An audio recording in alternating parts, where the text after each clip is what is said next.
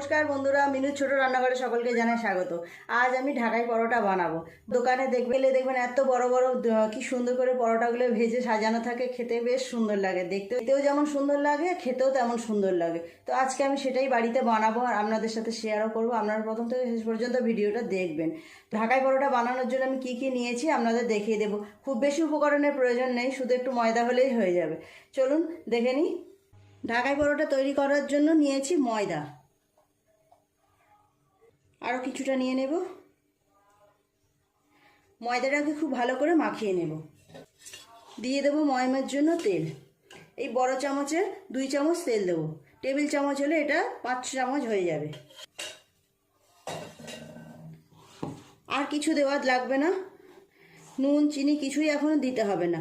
খুব ভালো করে তেলটাকে ময়দার সঙ্গে এইভাবে মিশিয়ে নেব।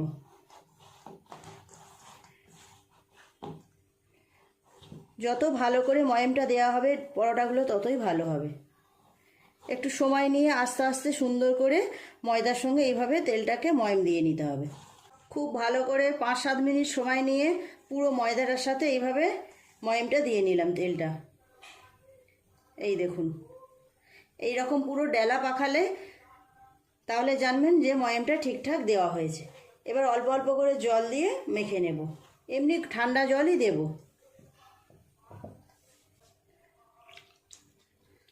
একসাথে বেশি জল দেওয়ার দরকার নেই, অল্প অল্প করে জল দেব আর মাখতে থাকবো।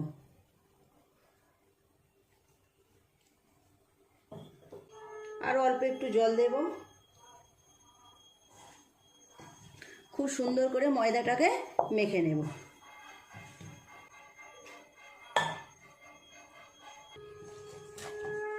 ময়দাটা আমার মাখা প্রায় হয়ে গেছে, চাপা দিয়ে রেখে দেব। 10 মিনিটের জন্য এরকমভাবে চাপা দিয়ে রেখে দেব। মিনিট 10-15 এইভাবে ঢাকা দিয়ে রেখে দিয়েছিলাম। ময়দাটা আরেকটু এইভাবে মেখে নেব, নিয়ে লেচি কেটে নেব। ময়দাটা খুব সুন্দর মাখা হয়েছে। ঢাকাই পরোটাগুলো খুব বড় বড় হয়, তো লেচিগুলো একটু বড় বড় করেই কাটবো। আমরা যেমন রুটি পরোটা লেচি করি তার থেকে একটু বড় বড় করব, এই রকম সাইজের করব।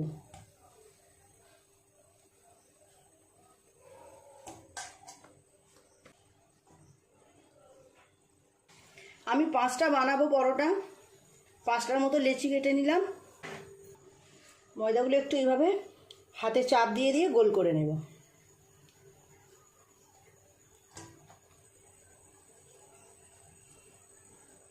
দোকানে এত সুন্দর করে করে রাখা থাকে, যে কোনো মানুষের দেখেই কিন্তু খুব লোভ হয়। অনেক দিন আগে আমি একবার মেলায় গিয়ে খেয়েছিলাম ঢাকাই পরোটা, বেশ ভালো লেগেছিল। এবার পরোটাগুলো বেলে নেব।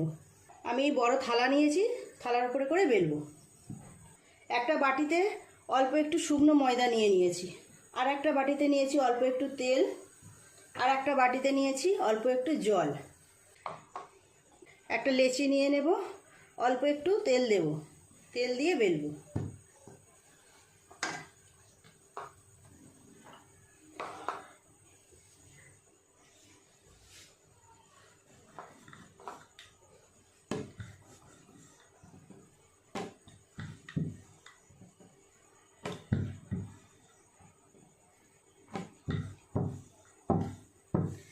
এই রকম সাইজ করে বেললাম।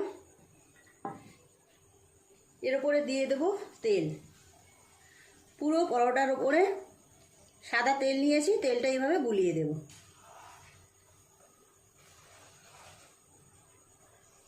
দিয়ে দেব শুকনো ময়দা উপর থেকে এইভাবে ছড়িয়ে, পুরো পরোটার উপরে এইভাবে ছড়িয়ে দিতে হবে।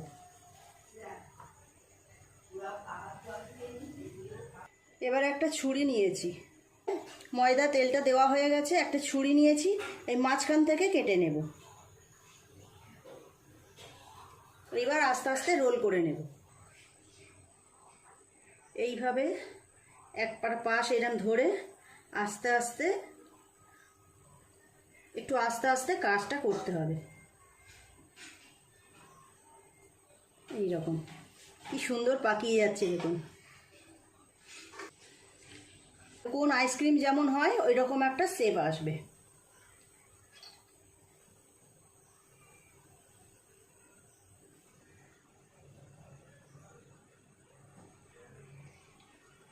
এই জায়গাটা একটু জল বুলিয়ে নেব, তাহলে খুব সুন্দর আটকে যাবে। ভালোভাবে এই জায়গাটাকে আটকে নিতে হবে যাতে খুলে না যায়। কোন আইসক্রিমের মতো দেখতে হয়েছে। এবার এই মাঝখানটাকে একটুখানি গর্ত করে নেব।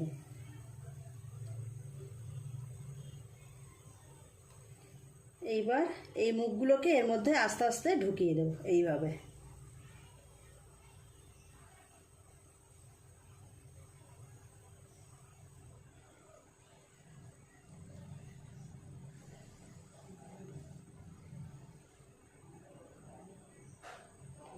এরকম হলো। এবার পেছন থেকে একটু করে কেটে নেব, এটা বাদ দেব। এই দেখুন, এবার এটার মধ্যে এভাবে তেল দিয়ে দেব। কিছুটা তেল নিয়ে এইভাবে দিয়ে দেব। পেছনটায় একটু তেল দিয়ে দেব, দিয়ে এরকম করে রেখে দেব। বাকি লেচিগুলো থেকেও আমি একইভাবে পরোটা বেলে নেব। আপনাদের আরও একটা দেখিয়ে দিচ্ছি বেলা হয়ে গেছে। দিয়ে দেব সাদা তেল। পুরো রুটিটার মধ্যে এইভাবে তেলটাকে মিশিয়ে নিতে হবে। দিয়ে দেব শুকনো ময়দা।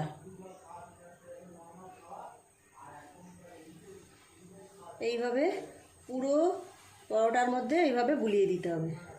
লেয়ারগুলো তাহলে খুব ভালোভাবে খুলে যাবে ভাজার সময়। এবার ছুরিটা দিয়ে মাঝখানটা থেকে কাটবো। আবার এইভাবে তুলে পাকাবো। এইভাবে ধরে ধরে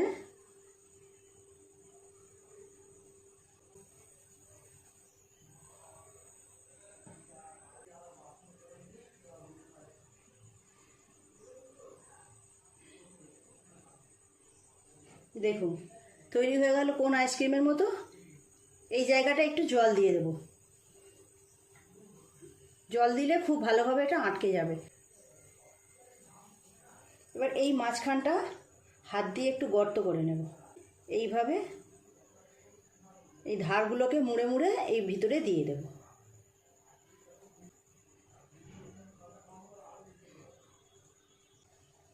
হয়ে গেল কোন আইসক্রিম। এবার কেটে নেব।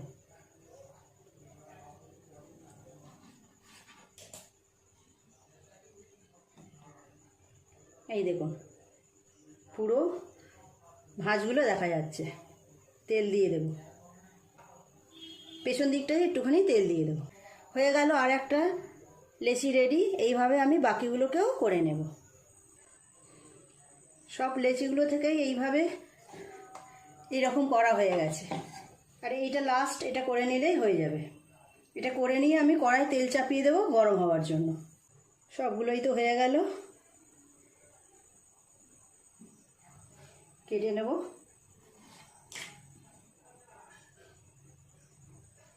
কড়াই তেলটা চাপিয়ে দিয়ে এগুলো বেলে নেব। কড়াই তেল চাপিয়ে দিয়েছি গরম হওয়ার জন্য। এবার এক এক করে বেলে নেব। একটা লেচি নিয়ে এইভাবে চাপ দেব। হাত দিয়ে চাপ দিয়ে দিয়ে যতটুকু বাড়ানো যায় আগে বাড়িয়ে নেব, তারপর বেলন দিয়ে বেলবো।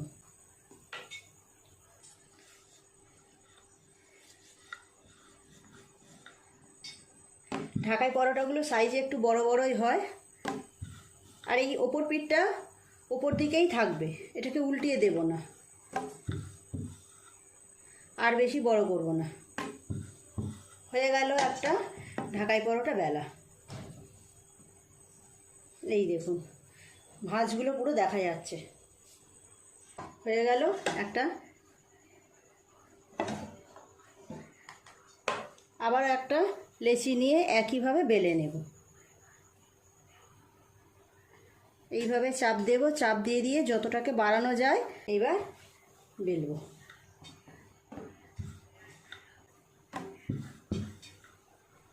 তেল গরম হয়ে গেছে, একটা দিয়ে দেবো তেলের উপর। এই দেখুন কি সুন্দর গোল গোল দেখা যাচ্ছে। তেলটা বেশ ভালোভাবে গরম হয়ে গেছে, দিয়ে দেব পরোটাগুলো। এই দিকটা কিন্তু ওপর দিকেই থাকবে।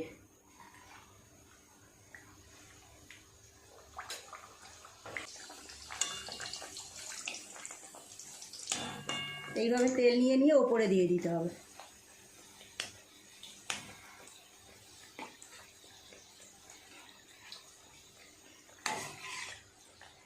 এইভাবে তেল দিলে খুব ভালোভাবে মুখটা ছেড়ে যাবে।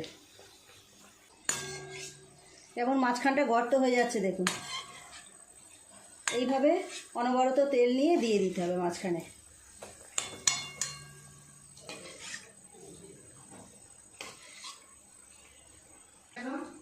এইভাবে তেল নিয়ে মাঝখানে দিয়ে এই পিঠটা হয়ে গেছে, কেমন গর্ত মতো হয়েছে দেখুন। উল্টিয়ে দিলাম। এবার এই পিঠটা ভাজা হয়ে গেলে তুলে নেব। তুলে নিয়ে এই ঝাঁঝরির মধ্যে রাখবো, তাহলে ভিতরে যে তেলটা আছে তেলটা ভালোভাবে ঝরে যাবে। থালার মধ্যে রেখে দেব। আবার একটা বেলে দিয়ে দেব। আরও একটা ভাজা হয়ে গেল, তুলে নেব। তুলে নিয়ে একইভাবে তেলটা ঝরাতে দিয়ে দেব। এইভাবে বাকি যে কটা আছে করে নেব।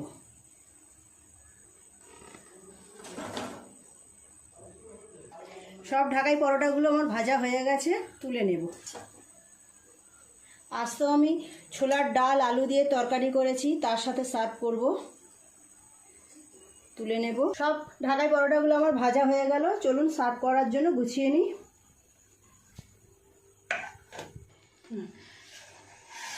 আমি তো ছোলার ডাল আলু দিয়ে একটা সুন্দর রেসিপি বানিয়েছি, এইটা দিয়েই আজকে আমি সার্ভ করব। কেমন দেখতে লাগছে দেখুন।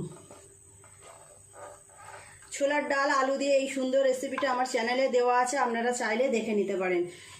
একদম পরিবেশনের জন্য পুরোপুরি রেডি। তবে দোকানে তো এইভাবে সার্ভ করে না, দোকানে অন্য রকমভাবে সার্ভ করে। এইভাবে ভেঙে এর উপরে তরকারিটা দিয়ে দেয়, এইভাবে দোকানে সার্ভ করে। তো আমরা যেহেতু বাড়িতে সার্ভ করবো, তো আমরা এইভাবে সুন্দর করে গুছিয়ে পরিপাটি করে দেব। কেমন দেখতে লাগছে দেখুন, খুব সুন্দর মরমরে হয়েছে, একদম ক্রিস্পি। আবার শুনে বুঝতে পারছেন দারুণ টেস্ট হবে। প্লিজ বন্ধুরা, আজকের রেসিপিটা কেমন লাগলো কমেন্ট করে অবশ্যই জানাবেন। ভালো লাগলে একটা লাইক করে দেবেন।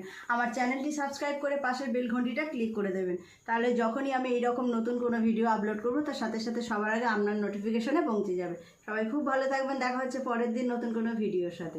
নমস্কার।